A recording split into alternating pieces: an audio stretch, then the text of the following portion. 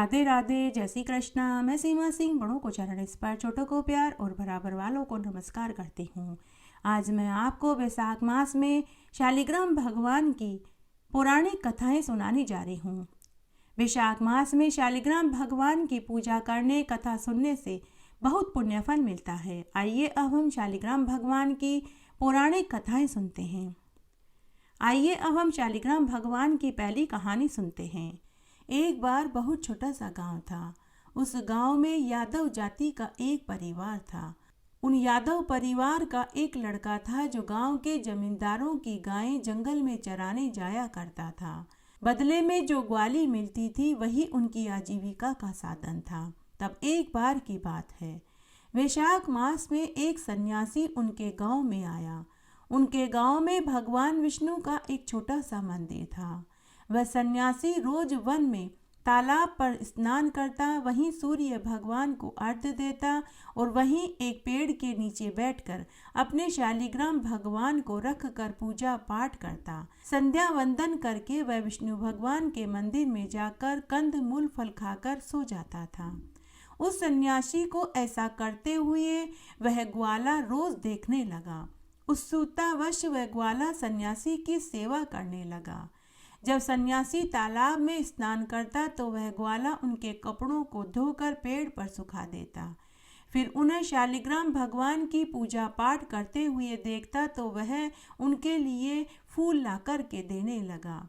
जब कपड़े सूख जाते तो समेट कर सन्यासी को देता और वन में से कंद मूल फल तोड़ कर लाकर सन्यासी को देता।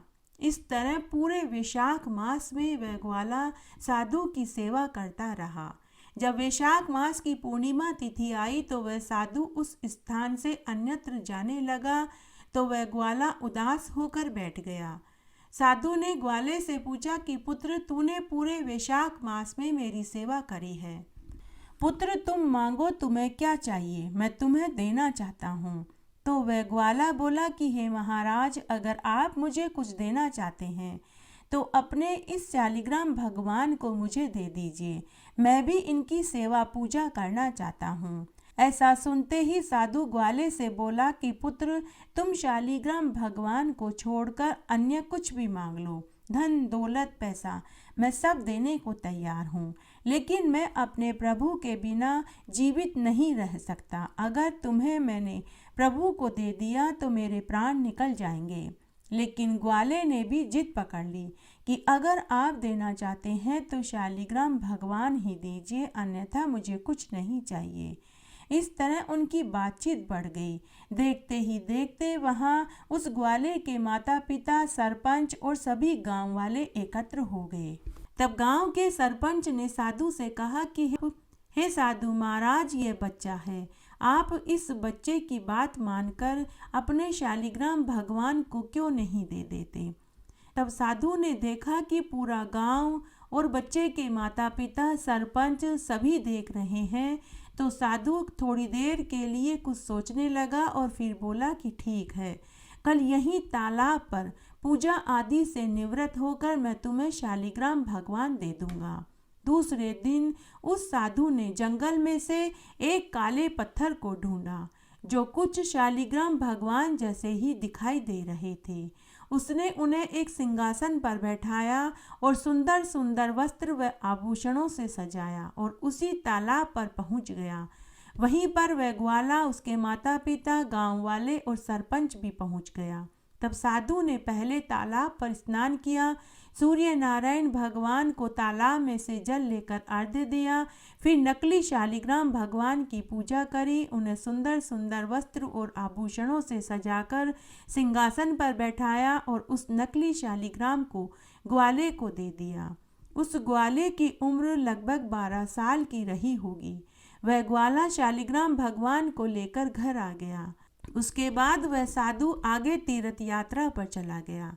साधु ने जाने से पहले ग्वाले से कहा कि पुत्र, तू रोज स्नान करके भगवान शालिग्राम को स्नान कराना, फिर भोजन खिलाना, उसके बाद ही तुम भोजन करना। ग्वाले ने ऐसा ही किया। उसने स्नान किया, फिर उसके बाद उसने शालिग्राम भगवान को स्नान कराया, सुंदर सुंदर वस्त्र पहनाए और उनके सामने भोजन की थाली रखकर बैठ गया और बोला कि हे शालिग्राम भगवान, आप भोजन कर लीजिए। लेकिन शालिग्राम भगवान ने भोजन नहीं किया। जब शालिग्राम भगवान ने भोजन नहीं किया तो उस ग्वाले ने भी भोजन नहीं किया। इस तरह 7 दिन निकल गए। शालिग्राम भगवान भोजन खाते नहीं तो ग्वाले ने भी भोजन नहीं किया। ग्वाला भूख प्यास से बेहाल एक दिन जंगल में गिर पड़ा। गायें तो शाम होने तक अपने अपने घरों में अपने अपने मालिकों के पहुंच गई, लेकिन ग्वाला घर नहीं पहुंचा। तो उसके माता पिता उसे ढूंढते ढूंढते वन में पहुंचे। उन्होंने देखा कि उनका बेटा वन में बेहोश पड़ा है। उस ग्वाले के माता पिता लोगों की मदद से अपने पुत्र को घर लाए और वेद जी को दिखाया। वेद जी ने कहा कि आपका बेटा कई दिनों से भूखा प्यासा है, इसीलिए बेहोश हो गया। आप इसे भोजन कराइए, यह ठीक हो जाएगा। इसे अन्य और कोई बीमारी नहीं है। वेद जी ऐसा कहकर चले गए। उसके माता पिता को महान आश्चर्य हुआ कि वे रोज अपने पुत्र को 4 रोटी पोटली में बांध कर के देते थे, फिर ये रोटी खाता क्यों नहीं था। जब ग्वाले को होश आया तो माता पिता ने उससे इसका कारण पूछा। तो ग्वाला बोला कि माँ बाबा, सन्यासी साधु महाराज ने कहा था कि पहले शालिग्राम भगवान को भोजन कराना, उसके बाद ही तू भोजन करना।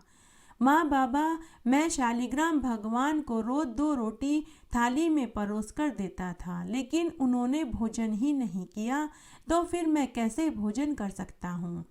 जैसे ग्वाला भोला था, उसके माता पिता भी भोले भाले थे। तो वो भी बोले कि पुत्र, अब तुम अकेले क्यों भूखे रहोगे।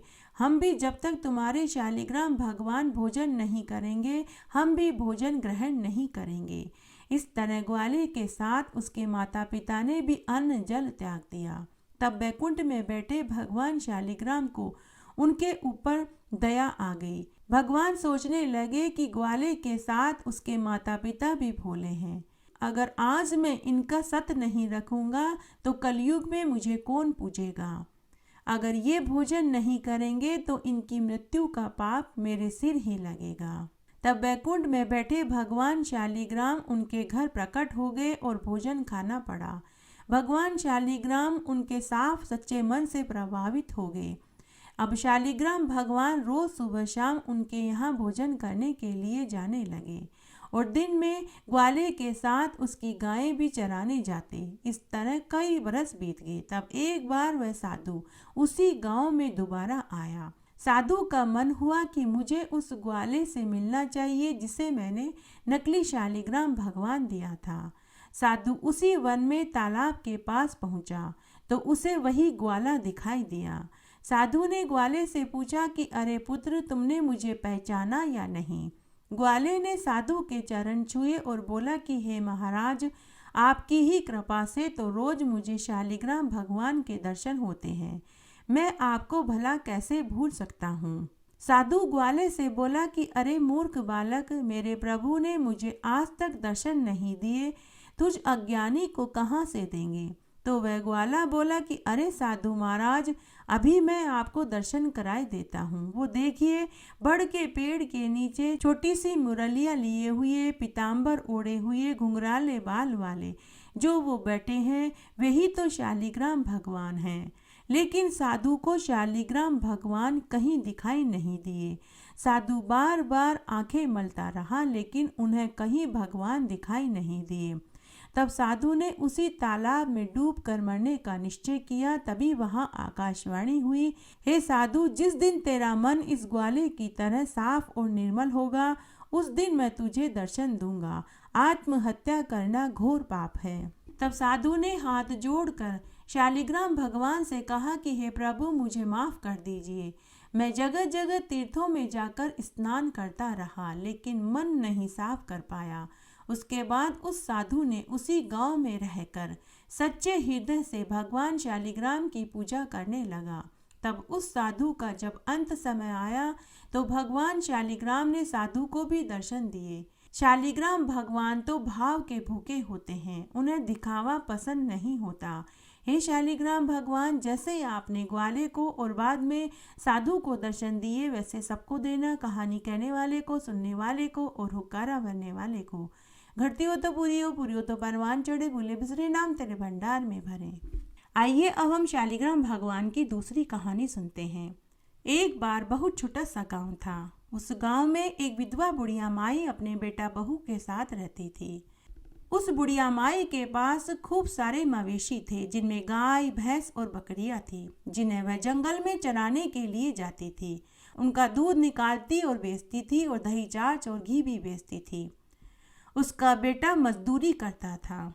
बुढ़िया माई इन सभी कर्मों को करने के साथ रोज भगवान शालिग्राम को स्नान कराती, पूजा पाठ करती और रोज सुबह शाम भोग बना कर के भोग लगाती।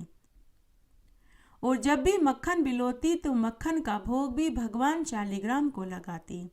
सुबह शाम उसकी यही दिनचर्या थी। तब एक बार की बात है, बुढ़िया माई वैशाख मास में गंगा घाट पर गांव की औरतों के साथ वैशाख मास का स्नान करने के लिए जाना चाहती थी। परंतु उसने सोचा कि बहू इतना सारा घर का काम कैसे करेगी। गाय, भैंसों और बकरियों का दूध निकालना, बेचने जाना, दही, छाछ और घी बेचने जाना, साथ ही जंगल में गाय, भैंसों, बकरियों को चराने के लिए जाना, घर की रोटी सब्जी झाड़ू बुआरी करना, गाय भैंसों के बाड़े की सफाई करना, उनके गोबर पोठे उठाना, उपले छानना और उसके बाद शालिग्राम भगवान की पूजा करना, आरती करना, सुबह शाम दीपक जलाना और भोग लगाना। बहू इतना काम कैसे करेगी, यही सोचकर बुढ़िया माई उदास होकर बैठ गई और एक टक शालिग्राम भगवान की तरफ देखने लगी।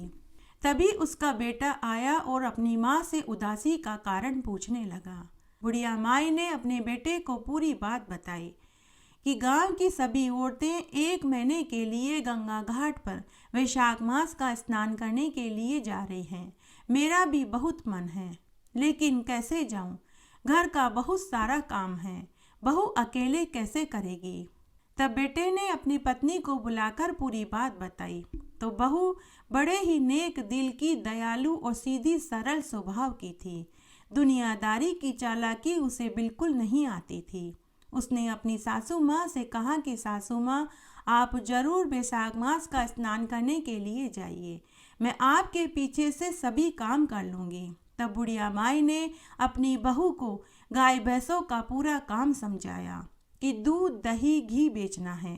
रोज सुबह जल्दी उठकर स्नान करके मेरे शालिग्राम भगवान को स्नान कराना है, पूजा करनी है, घी का दीपक जलाना है, आरती करनी है, दोनों समय भोग लगाना है। बहू ने सारा काम सासू माँ से समझ लिया। अब सासू माँ निश्चित होकर 1 महीने के लिए वैशाख मास का स्नान करने के लिए गांव की औरतों के साथ गंगा घाट पर चली गई। दूसरे दिन बहू जल्दी उठी। स्नान करने के बाद उसने शालिग्राम भगवान को स्नान कराया, कपड़े पहनाए, पूजा करी, घी का दीपक जलाया, अगरबत्ती जलाई, आरती करी और भोग में हलवा, पूड़ी, सब्जी बनाई और एक थाली में परोसकर पानी का लोटा रखा और बोली कि हे शालिग्राम भगवान, आप जीम लो और पानी पी लो, बाद में आकर मैं झूठे बर्तन ले जाऊंगी। अब मुझे घर का और भी काम करना है। ऐसा कहकर बहू गाय, भैंसों और बकरियों का दूध निकालने और बेचने चली गई। वापस आई तो उसने देखा कि भोजन की थाली ज्यों की त्यों रखी हुई थी। उसने सोचा कि शायद मेरी पूजा में कोई कमी रह गई होगी, इसीलिए शालिग्राम भगवान ने भोजन नहीं किया। उसने वापस आकर आंखें बंद करके शालिग्राम भगवान की स्तुति करने लगी कि हे ठाकुर जी, अगर मेरी पूजा में कोई त्रुटि हो गई है तो मुझे माफ़ कर दो, लेकिन आप भोजन जरूर करो। उसने सोचा कि शायद मैंने पर्दा नहीं लगाया, इसीलिए भगवान ने भोजन नहीं किया। तब उसने मंदिर का पर्दा लगा दिया और बोली कि हे ठाकुर जी, अब आप भोजन कर लो, आपको कोई नहीं देखेगा, मैं थोड़ी देर में फिर आऊँगी। फिर से बुढ़िया की बहू घर का काम करने के लिए चली गई। थोड़ी देर बाद वह फिर से आई। उसने पर्दा हटाया तो देखा कि भोजन की थाली में भोजन ज्यों का त्यों रखा हुआ था। उसने फिर से कहा कि ठाकुर जी, अगर आप भोजन नहीं करेंगे तो मैं भी भोजन नहीं खाऊंगी, क्योंकि मेरी सास तो 1 महीने के बाद ही घर आएगी। अगर आप 1 महीने तक भोजन नहीं खाएंगे तो आप दुबले पतले, कमजोर और बीमार हो जाओगे और मेरी सास मुझसे नाराज होगी। अगर आप भोजन नहीं खाएंगे तो मैं भी नहीं खाऊंगी। तब बैकुंठ में बैठे हुए ठाकुर जी सोचने लगे कि बुढ़िया की बहू तो बहुत ही सीधे मन की है। अगर मैं भोजन नहीं खाऊंगा तो यह भी भोजन नहीं करेगी। मेरी वजह से इसे भी भूखा रहना पड़ेगा। तब शालिग्राम भगवान ने बाल रूप बनाया। छोटे छोटे हाथ पांव, पीले रंग का धोती कुर्ता पहने, हाथ पांव में चांदी के कड़ुले, गले में वैजंती माला, हाथ में छोटी सी लकड़ी की मुरलियां लेकर प्रकट हो गए और पूरा भोजन खाकर पानी पी लिया और बुढ़िया की बहू से बोले कि बेटी मैंने भोजन खा लिया है, अब तुम भी भोजन खा लो। अब मैं तुम्हारी गाय भैंसों और बकरियों को चराने के लिए जंगल में जाता हूँ। तो बुढ़िया की बहू ने शालिग्राम भगवान से कहा कि हे भगवान, आप मेरी बकरियों को, गाय भैंसों को चराने के लिए क्यों जाएंगे? मैं खुद ही चरा लाऊंगी। तब शालिग्राम भगवान बुढ़िया की बहू से बोले कि बेटी, पूरे दिन तो मेरा यहाँ मन नहीं लगेगा, इसलिए मैं गाय भैंसे और बकरियों को जंगल में चराने चला जाता हूँ। इस प्रकार शालिग्राम भगवान सारे मवेशियों को जंगल में चराने के लिए ले गए। शाम को सभी मवेशियों को घर वापस ले आए और आते ही बोले कि बेटी, गरम गरम रोटी, दूध का कटोरा और मक्खन दे दो, बहुत भूख लगी है। बुढ़िया की बहू ने भगवान को आसन पर बैठाया, चौकी पर भोजन की थाली रखी और भोजन परोस दिया। ठाकुर जी ने भोजन किया और वापस मूर्ति में चले गए। अब रोज ऐसा ही होने लगा। 1 महीना कैसे बीत गया, बहू को तो पता ही नहीं चला। 1 महीने के बाद बुढ़िया माई तीर्थ यात्रा करके घर आई। घर आते ही सबसे पहले वह अपने शालिग्राम भगवान के दर्शन करने के लिए घर के मंदिर में गई तो उसे वहां शालिग्राम भगवान की मूर्ति दिखाई नहीं दी। बुढ़िया ने बहू से पूछा कि बहू, मेरे शालिग्राम भगवान कहाँ हैं? बुढ़िया की बहू बोली कि सासू माँ, आपके शालिग्राम भगवान हमारे मवेशियों को चराने जंगल में गए हैं, संध्या को ही लौटेंगे। ऐसा सुनते ही बुढ़िया माई का सिर चकराने लगा। वह बोली कि कहीं ठाकुर जी भी मूर्ति में से निकलकर हमारे घर के मवेशियों को चराने जंगल में जाएंगे? तू झूठ बोल रही है। सास बहू को जोर जोर से लड़ने लगी। तभी उसका बेटा भी आ गया। बुढ़िया ने अपने बेटे से कहा कि बेटा देख, तेरी बहू क्या बोल रही है। तेरे कहने से ही घर का सारा काम और मेरे शालिग्राम भगवान की जिम्मेदारी मैंने इसे सौंपी थी। अब तू ही पूछ, मेरे शालिग्राम भगवान की मूर्ति कहाँ है? तब बुढ़िया के बेटे ने अपनी पत्नी से पूछा तो बुढ़िया की बहू ने वही कहा जो उसने अपनी सास को कहा था। तो बेटा अपनी माँ से बोला कि माँ, जहाँ 1 महीने धीरज रखा तो शाम तक भी धीरज रख लो, सब मालूम चल जाएगा। संध्या हुई। भगवान शालिग्राम मवेशी लेकर घर आए। आते ही उन्होंने कहा कि बेटी, गरम गरम रोटी, दूध का कटोरा और मक्खन दो, बहुत भूख लगी है। शालिग्राम भगवान और उनकी आवाज सिर्फ बहू को सुनाई और दिखाई दे रही थी, लेकिन बुढ़िया और बुढ़िया के बेटे को न दिखाई दे रही थी, न ही शालिग्राम भगवान की उन्हें आवाज सुनाई दे रही थी। तो बहू बोली कि लो माँ जी, आपके शालिग्राम भगवान आ गए, अब आप खुद ही पूछ लीजिए। तो बुढ़िया और उसका बेटा बोला कि कहाँ हैं ठाकुर जी, हमें तो कुछ दिखाई नहीं दे रहा। तब बहू शालिग्राम भगवान से बोली कि हे ठाकुर जी, जैसे आपने मुझे दर्शन दिए वैसे मेरी सास और पति को भी दर्शन दीजिए, नहीं तो वे मुझे झूठा समझेंगे। तभी बुढ़िया व उसके बेटे को भी शालिग्राम भगवान के दर्शन हुए। दोनों भगवान के चरणों में गिर पड़े। बुढ़िया माई रोती रोती शालिग्राम भगवान से बोली कि हे ठाकुर जी, मैंने पूरी उम्र आपकी पूजा करी, आपने कभी मुझे दर्शन नहीं दिए। मेरी बहू ने 1 महीने आपकी क्या पूजा करी, आपने उसे दर्शन भी दिए और उसका भोग भी स्वीकार किया। तो शालिग्राम भगवान बुढ़िया माई से बोले कि बुढ़िया माई, तूने मात्र मुझे पत्थर का समझा, लेकिन तेरी बहू ने मुझे जीव समझा। हे शालिग्राम भगवान, जैसे आपने बुढ़िया की बहू को दर्शन दिए, उसका भोग स्वीकार किया, वैसे हमें भी दर्शन देना और हमारे भोग को भी स्वीकार करना। घटती हो तो पूरी हो तो परवान चढ़े, भूले बिसरे नाम तेरे भंडार में भरे। इस तरह आज हमने वैशाख मास में शालिग्राम भगवान की पौराणिक कथाएं सुनी। आशा करती हूँ यह आपको जरूर पसंद आएगी। मेरे साथ बने रहने के लिए आपका धन्यवाद। आगे आने वाली कथा कहानियों के लिए भी आप इसी तरह मेरे साथ बने रहें। धन्यवाद।